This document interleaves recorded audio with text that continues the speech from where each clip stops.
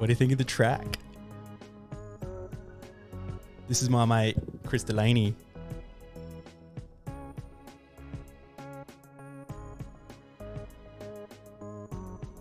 He showed me this a little while ago on SoundCloud.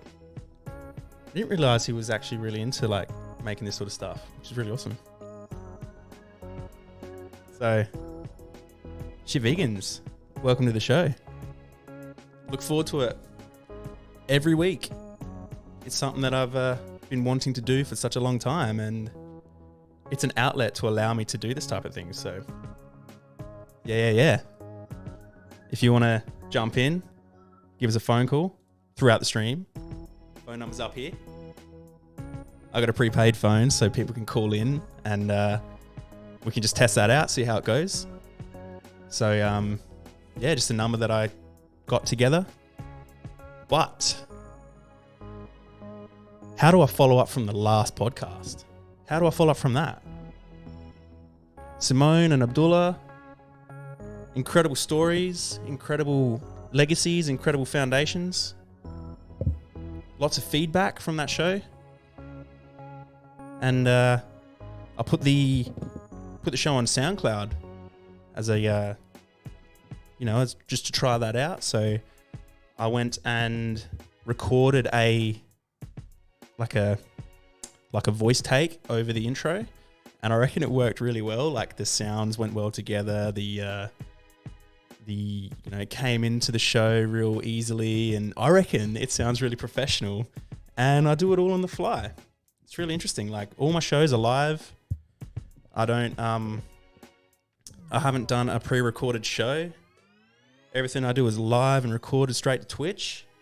So if you're listening to this on SoundCloud or if it goes anywhere else, be sure to check us out on Twitch, twitch.tv/shitvegans. I was going to say SoundCloud.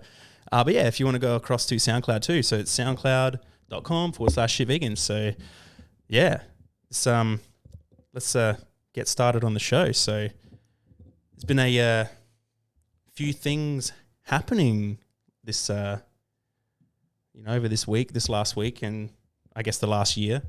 We had Christmas and New Year's, and yeah, it's been really eventful.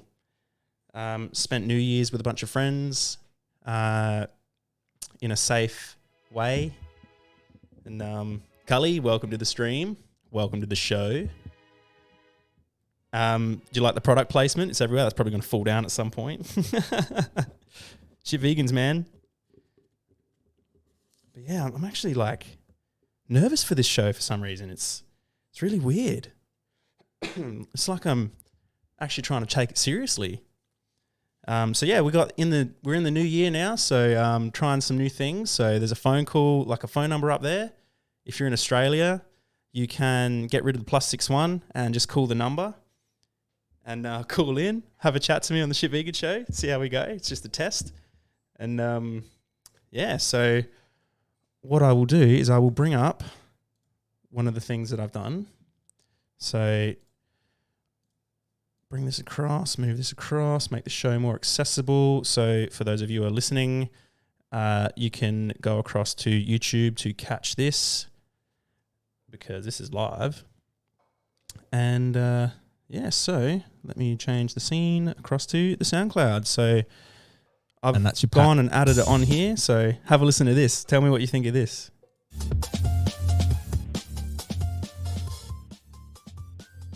Hello. My name is Nick, and welcome to the first audio episode of the Ship Vegan Show. I usually hold the show on Twitch as a live stream and then export it to YouTube. But today, I thought I'd try my luck at uploading it to a different platform. I'm proud of myself. In today's episode, I'm talking to Simone Jones. Managed to get it all together. Of vegan get it all together and get it sorted. And yeah, it just works so well. Aims to promote veganism as an ethical lifestyle. And Vegan Frothers is based on the Gold Coast in Australia. If anyone missed that podcast, go back and listen to it. Or that episode of the show, go back and listen to it because Abdullah Zainab is one incredible human being, as well as Simone. They are just incredible human beings for what they do for people, for animals, for everyone. So yeah, go check out Abdullah Zainab, Simone Jones, and Vegan Frothers. Abdullah's YouTube channel is the Glucose Network. So suss that out. I think they're doing a documentary, and he's going to be on another podcast in the coming days. So yeah, check that out. So if you want to follow him, New Year's. So one of the things I want to improve on the most in New Year's is consistency, I guess. Trying to work out a structure of how I'm going to do the shows, because as you're all following me along in this journey of Shit Vegans, you'll notice that I've probably said this a few times, I'm documenting the process, trying to document Shit Vegans and how I started my podcast, started my brand, and all that sort of stuff. So yeah, I want to see the logo everywhere. So that's probably, everyone knows what the logo is now. Pumped it a bit too heavily. Shit Vegans, it's like one of those things that's, in the back of your mind, like one of those things that you just want to do. You just want to do something. And for me, Shit Vegans is like something that I want to do. And one thing that I've learnt from, I guess, trying to pick up better habits and do things more consistently is I set my schedule to do the show at 7:30 every Monday.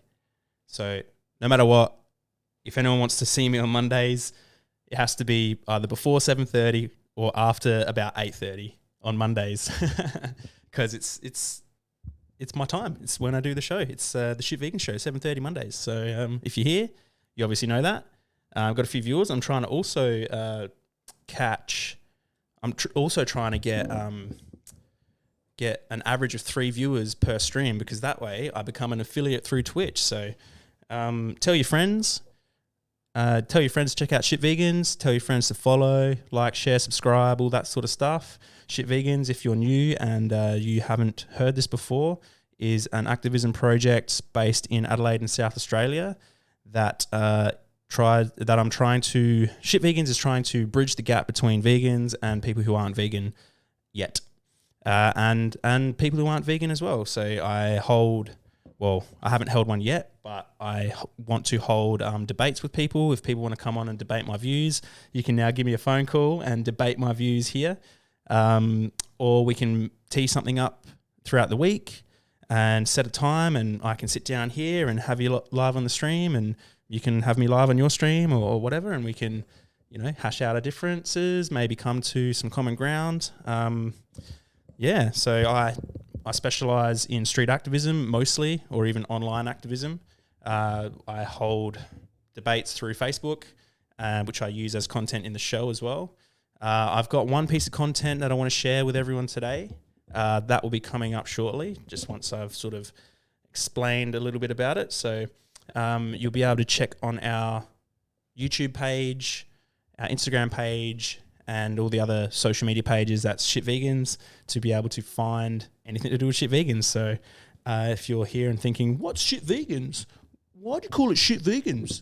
It's a bit of a take on the Instagram page that's based in Adelaide called Shit Adelaide.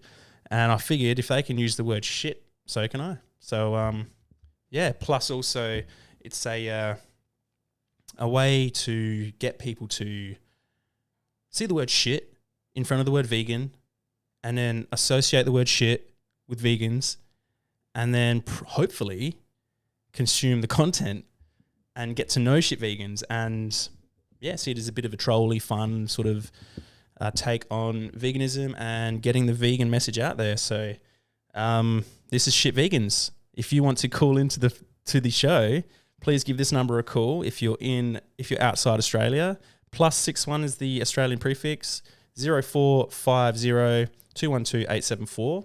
For those in Australia, just call 0450 212 874. Now that phone number will only be manned when I'm on the show.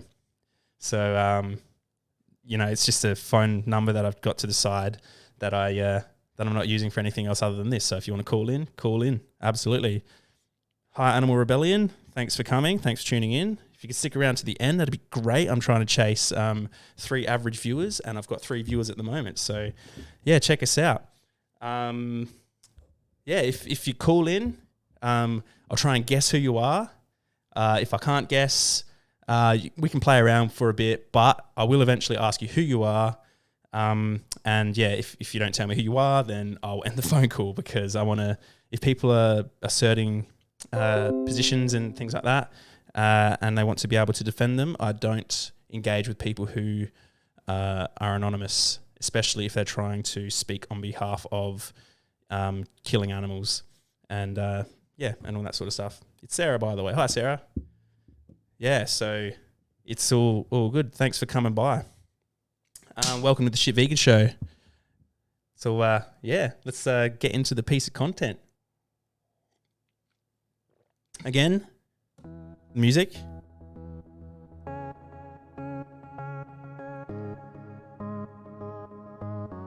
Chris Delaney.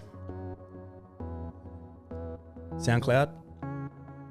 Suss it out. Hello, human, you man. This guy, when I first heard this, I was like, this is so dreamy, synthy. Reminds me a bit of Moby.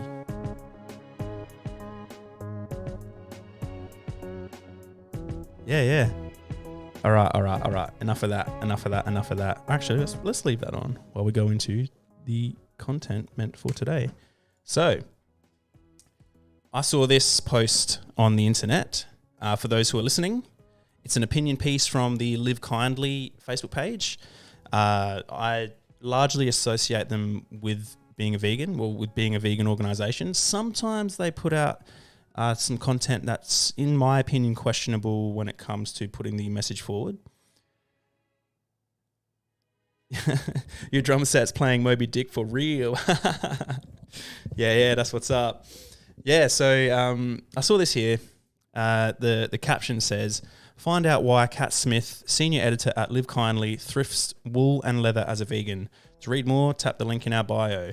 Do you think it's okay for ethical vegans to buy secondhand leather, wool, or silk?" So the opinion: I'm vegan and I thrift wool and leather, which is the image that I'm looking at on the screen. So read more at livekindly.com, and it's got a few images with slides. Here's why. Fast fashion is killing the planet. The fashion industry accounts for 10% of all greenhouse gas emissions. It's also a major source of microplastics, which end up everywhere, even at the North Pole. Next slide. It's a human rights issue. Working conditions for the garment industry are largely unregulated and abuse is rampant.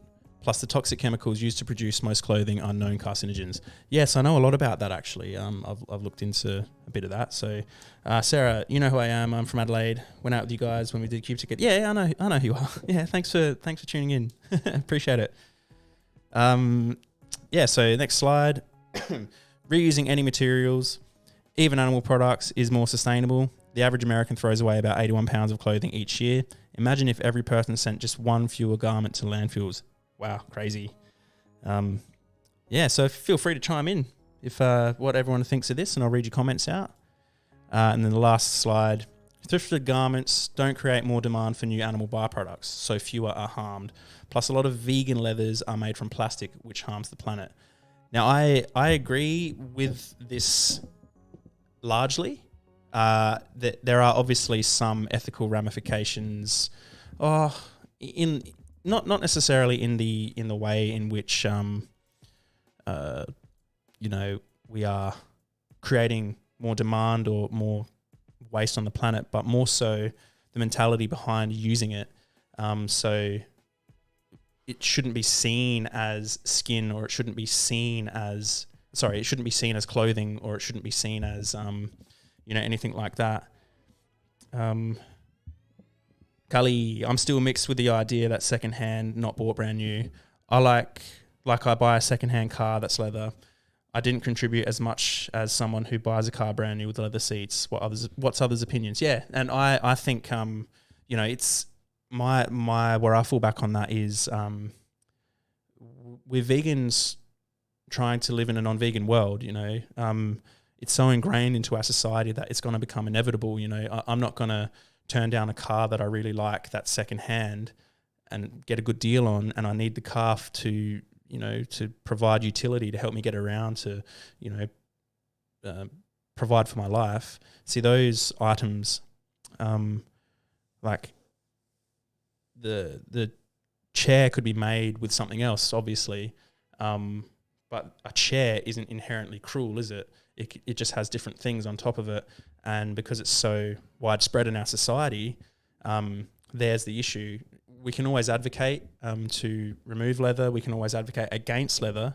But yeah, we just have to also be prepared to have the conversation about reusing it. So I have to hold this position because it would be, I don't have to. I mean, there could be some things that are presented to me that mean that I'm hypocritical because I play baseball, and baseball, the gloves are made out of leather.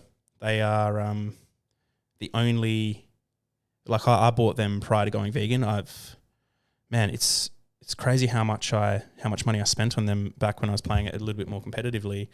I've got a catcher's mitt, I've got a first base mitt, I've got an outfielder's mitt, I've got a middle infield, and I've got a pitcher and third base. So one for pretty much every position. Well, yeah, one for every position. And I mean, if I could go back, I wouldn't have bought them.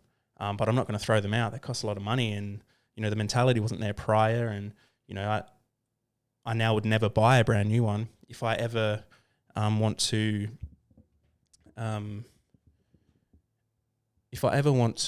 excuse me. Sorry, my phone's distracting me.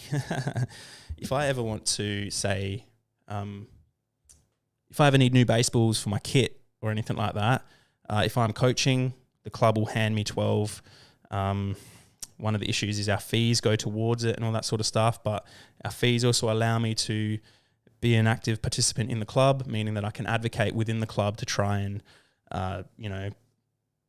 get us to move away from this type of thing, starting small, ending up big. I have conversations with people a lot of the time. A lot of it is me copying shit, people calling me a hypocrite and, all this sort of stuff. But you know what, like, I've earned enough respect throughout the club that if you want to have the conversation, we'll have the conversation. And I've had people I've called out online before within the club because they just won't stop nagging at me, and I've called them to stand up and say, hey, look, you're saying this about me. Let's debate it to nothing. Cully, that's how I feel as well. That's how I feel too as well, man. Like if I have the option of getting a non-leather seated car, I will buy it. But if I'm shopping for a bike or a car, which I am currently, a vehicle comes up at a good price and it's leather, I'm probably going to get it. In doing that, I open myself up for everyone to question me and have the opinion like non-vegans always do with everything they don't understand. Yeah, absolutely. And, it is I don't wear like wool or leather on me. I think, I've just got some leather things that are lying around. I'm not going to throw out my baseball gloves. And, if it really bothers someone that much, you can always buy the car and replace the seats, or replace the baseball gloves. You can replace all that sort of stuff. I'm waiting for there to become synthetic ones that are at a decent standard that I can actually play with. But yeah, and then there's the issue of promotion. So are we promoting the use of animal products for these purposes? I think if people ask about it, it's better to get them into the conversation and say, look, this is the way I see it. I'm not contributing to harm elsewhere. I'm not contributing to newer animal products being brought into the world. But when it comes to thrifting garments, if there is a wool jacket or a leather jacket, I won't wear it. I won't wear it. I won't go to a secondhand shop specifically looking for a leather jacket. If it's leather, then I will not buy it. If it's wool, I will not buy it unless there's like a demand or a utility for it in my life that can't be met elsewhere.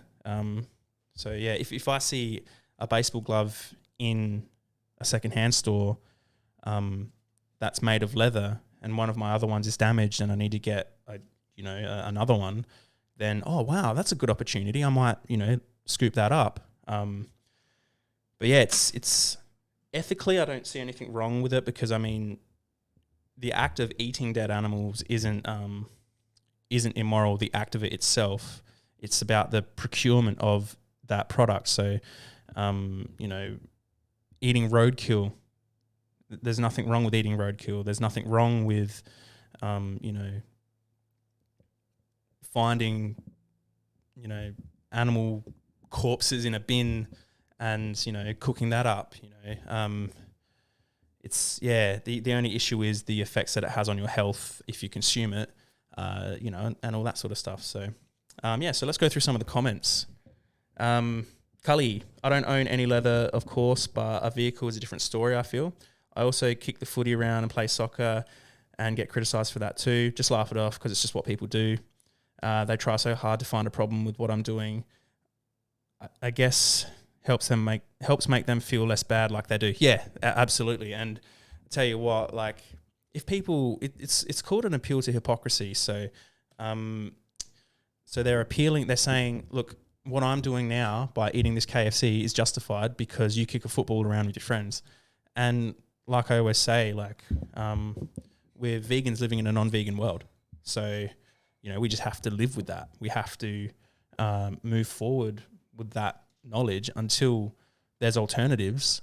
Then those are what we do to help us provide well-being in our lives or create well-being, We can find other things, but, you're not going to spend 20 years playing cricket for a cricket club and go vegan and then,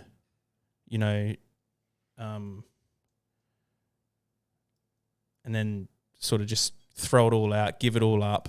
Obviously, you'll try and find alternatives, but, it's just one of those things. So, and I've always had this bit of a dilemma as well. Like it's been an ongoing sort of concern for me, but I think I'm settled in my position, which is very similar to this. Now, we can also go and say, would you sit on a seat made out of human skin? Well, no. Would you go sit on a seat made out of dog skin if you knew it was dog skin? Well, probably not. I mean, we can control what we can control. I mean, that's the, I guess, the hypocrisy that can be pointed to within the vegans' argument.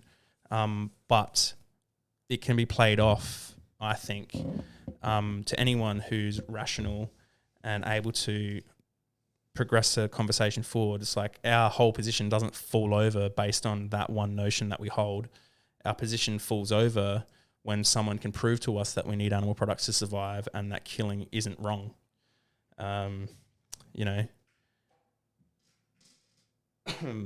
can get philosophical and break those points open even more, but until someone calls in, I'm not going to. So someone call in. If you're here, call in on this number. We can have a chat.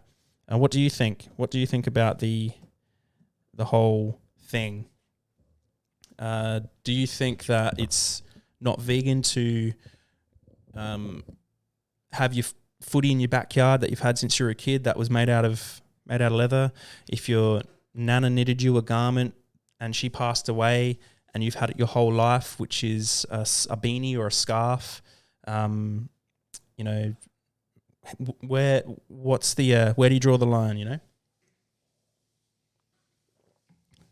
You draw the line at not bringing it into existence anymore. So we'll go through some of the comments. So we'll start at the top.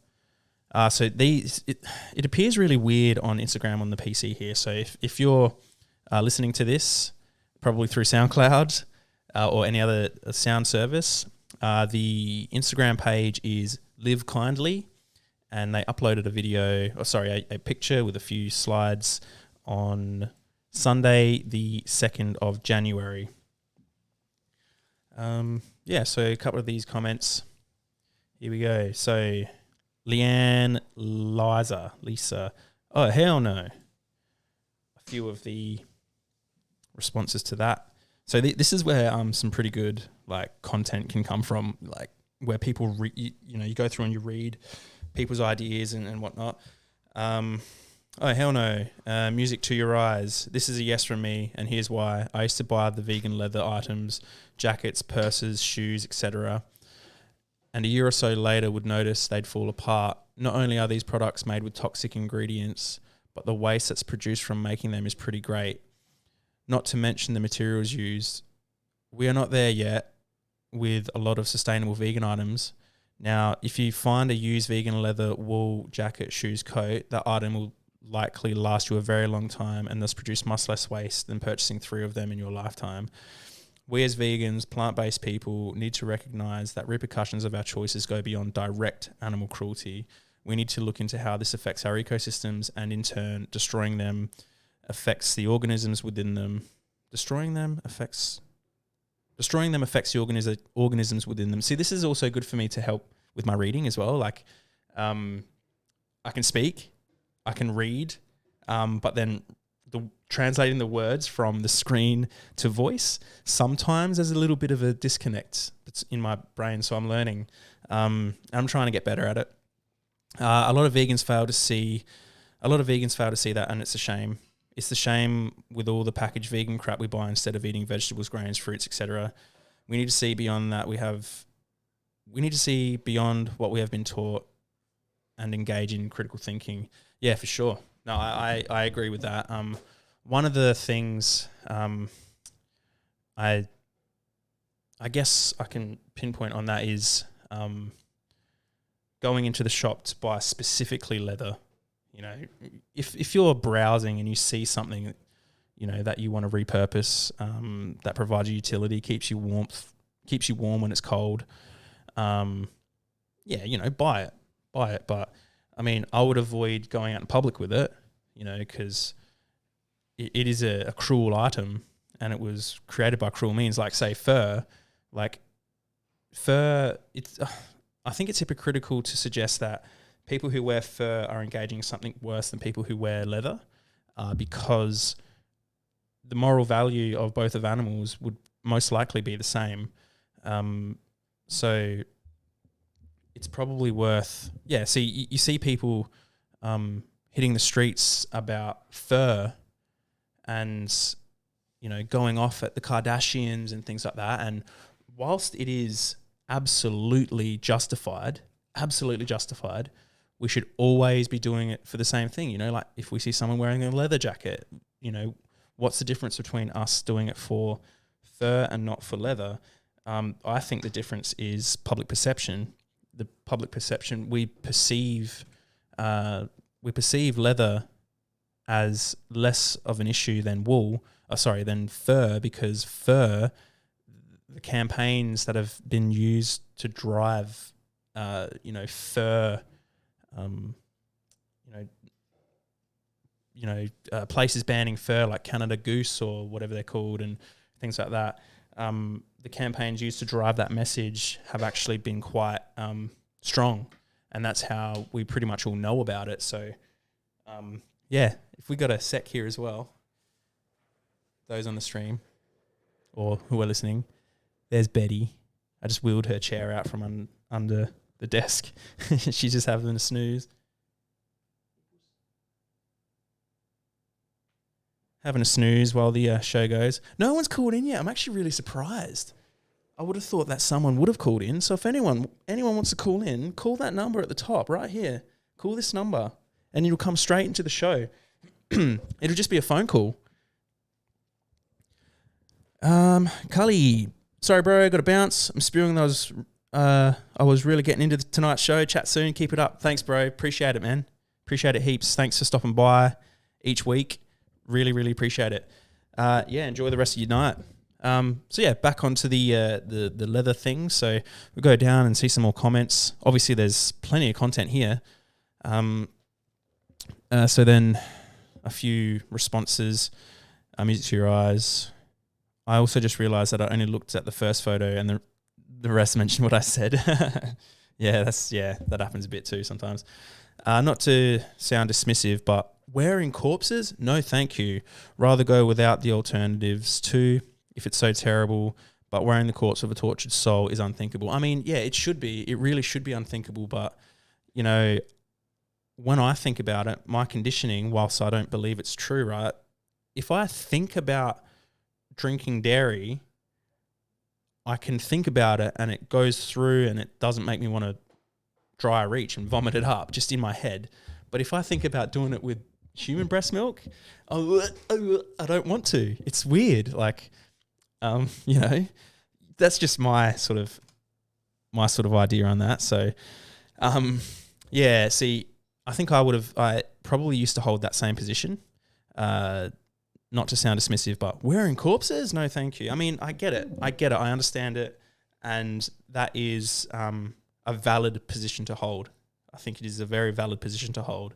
And, yeah, so if you want to continue to advocate that, fuck yeah, keep doing it, because, you know, the more people advocate for this shit, the more it becomes less common in our society and the alternatives become more common. So we don't want to, you know, everyone who's not advocating wants to see the world the same as it always is.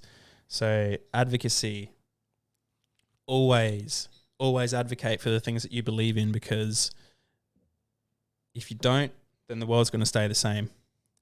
Having said that, though, I do like to follow one of Jordan Peterson's 12 Rules for Life. Now, I'm lacking a little bit in maintaining it myself. I'm not a perfect person. I am only human, which is clean your room before, like, it's pretty much clean your room. So the idea behind it is clean your room before you go out and try and clean the world, pretty much. So basically, walk your talk. If you're talking a big game about doing all these things and whatnot,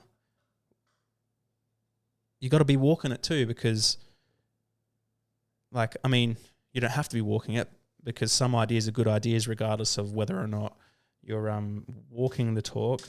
But you'd have more credibility. You'd absolutely have more credibility. You'd be able to say how these things worked for you and how these things work for you, and how these things, you know, can be applied in your day-to-day life and in other people's, you know, in your advocacy. So yeah. So if anyone's here, drop us a comment, drop us a like, go across and follow us on all the socials. Trying to chase 3 average viewers. So yeah, engage with the stream. If you want to give us a call up there. The phone number is 0450 212 874. For everyone who's listening and watching, write that number down, and I'll try and keep that as a I'll keep that as a thing for the future. And I'm always keen to hear feedback for the stream. Always keen to hear feedback for the show. And yeah, moving forward from there. So back to the thread, which I get quite distracted from talking about lots of other things as well. So next, mute your eyes. I'll comment on this post about it. But don't you think buying those items is taking those items from non-vegans and therefore pushing them to buy new leather, wool, silk? Like vegans bought all the secondhand, non-vegans would keep buying new. Yeah, very interesting. Very interesting point. But, you know, if non-vegans wanted to buy leather, they're going to do it anyway. You know, they don't see it as a wrong, so they're going to do it anyway. I mean, I understand your point, but non-vegans do it anyway. All right, so that was from a Black M2. Leanne Lisa again. Still a giant no for me. Many ways to be sustainable, reduce your footprint for the planet, and still not bend what being vegan actually is. Yeah, no, I agree with that too. So, you know, see, personally, the only time I would ever buy secondhand leather or anything like that would be, you know, if it were, like, say, if I saw something like a baseball glove. I buy that to be able to play the sport, because at the level that I play, I'm not professional by any means. I'm not professional, but at the level that I play, good equipment comes in really handy. And yeah, that's just sort of how it is. So, back to that. I'm so glad someone's talking about this. I was fine with thrifted leather and wool until last year, when I really thought about where it came from. There is plenty of good vegan stuff at thrift stores. Leave the wool and leather for others. Yeah, it's pretty much echoing the other one that I just saw. Kepler Tam, same here. I stopped by leather years ago and told myself it's okay to wear my old leather items because it was before I was vegan. Eventually I felt wrong wearing it and gave it away. And I think that's also a very rational take. You know, it's really on the individual, because, you know, going and dumpster diving, and you find, you know, some animal products that were thrown out that same day, and say you want to take the route of feeding your pet animal products, but you want to do it in the most ethical way, then dumpster diving is probably the most ethical way, outside of feeding them plant-based foods. Now, plant-based foods can be fed to cats and dogs, and they can live and thrive happily on the products. But just like humans, animals can be fussy eaters, and they'll only eat what's put in front of them if they like it, in some instances. So then, yeah, there's that element of you know, individuality when it comes to the animals too. What's up, mate? Welcome to the Shit Vegan Show. Walking through, having a sus. That's old mate Avi Schwammer. Yes, sir. Coming to join the show.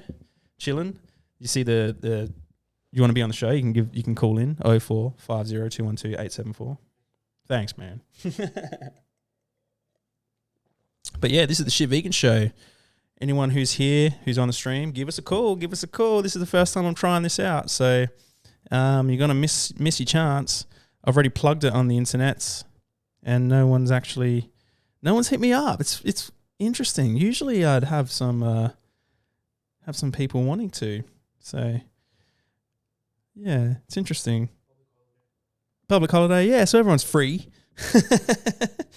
Everyone's free, not doing anything. Yeah, give us a call. Shit vegans. So vegan leather. I would buy a vegan leather baseball glove if that came out. I'd go to an organization. Let me bring them up. Let's Carpenter Trade.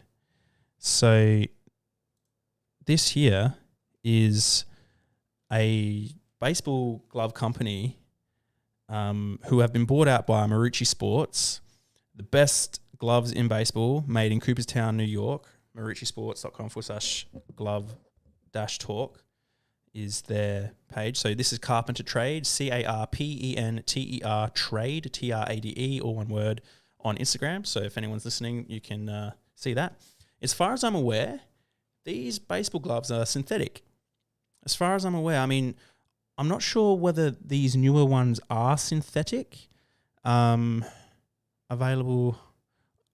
But like, I know that in the past they made synthetic leather baseball gloves, and I wanted to buy one. See this one here, I wanted to buy one, but they're very expensive, and I think you need to be invited into to be able to use it. But the pros to this baseball glove is that they match it to pretty much the dimples on your hand, so you can see in some of these images. So this is the full leather baseball glove. The synthetic leather baseball glove. Lightest glove in baseball, strongest glove in baseball. I remember a little while ago I commented saying, hey, when can I get one? And they said, keep up to date. There might be some dropping, but I can't say anything in particular. With Horween leather, what's that? Let me Google Horween leather and see. Horween leather. finding leather and leather-related products. Excuse me. Oh, it is. It's, Horween leather is skin of a cow. See, that's the thing. The thing what we need to do is do our research. It's to do our research, and, if something's not right, then you just put it back. You pick it up, look at the ingredients. If it's got animal products in it, put it back, find something else. That's how I handle the shops most of the time. Or all the time. Black on black, Butte, tailored, fit two in the pink. Two in the pink and one in the beep. That's called the shocker. Yeah. So outfield model with a tip, 2 in the pinky, tailored grip. The traditional index finger is sealed off. Outfielders can run over 40 yards to catch a fly ball. Shave off 8 ounces with a carpenter glove and get there faster. That's pretty funny. But yeah, as far as I'm aware, most of these are like vegan leather. Like, they're not, I wouldn't say they're vegan, but it's leather that's not made from a cow. I might be looking in the wrong place though. They possibly could be leather, but I've inquired with these guys before. So if I go all the way back to some early time, but yeah, like, you can find alternatives. We can find alternatives. So that's so for all you baseball players out there, if anyone sees this, and you're a vegan and you want to try and suss some some vegan leather alternatives, suss out places like this. See, I want one of these. I want one of these. Like, these look incredible. Yeah. So, carpenter trade, glove cowboy, whatever. So I was very into all this sort of stuff. Trying new logo on the gloves, this one, blah, blah, spring training gloves. Yeah. Looks pretty bloody dope. So, but yeah, that's going to be it. That's going to be it for the Shit Vegan Show today. Thank you for tuning in. Thank you for checking it out. And thank you for being a valued member of the Shit Vegans crew. One last chance, if you're here, give us a call, give us a buzz. You'll be able to come into the show. This phone number right here. In the future, I'll be looking at obviously keeping the show going every Monday, 7:30. Anyone can hit me up throughout the week to say, hey, talk about this, see what I want to hear what you have to say, blah, blah, blah, blah. And we can sort of move forward from there. But I can talk all damn day. And usually I make the shows go for about an hour when I'm doing the Shit Vegan Show on a Monday night. But today, I've just run out of content. So we'll pick it back up next week. Probably going to be maybe be doing some activism tomorrow night, possibly. It's on the cards, but yeah, I'm doing some work tomorrow with a friend, and so gonna be just doing some odd jobs here and there until the house sells, and then start focusing some more on trying to build a life with my own two hands, which includes taking Shit Vegans along for the ride. So thank you for tuning in. Thank you for dropping by. Be sure to check us out on SoundCloud now. Also the link tree, linktr.ee/shitvegans to see all of the links and things like that. If you're here on YouTube, if you're here on Twitch, scan this code. That'll take you to all the socials. If you're watching on a PC or laptop, I know that it works because I've scanned it from here before. And please be sure to write that number down. So when the show comes up next week, you can call in. I'll try and pump it some more. So that number is 0450 212 874. So, thanks for checking out the Shit Vegans Show. This is Chris Delaney. He'll see you out. Peace.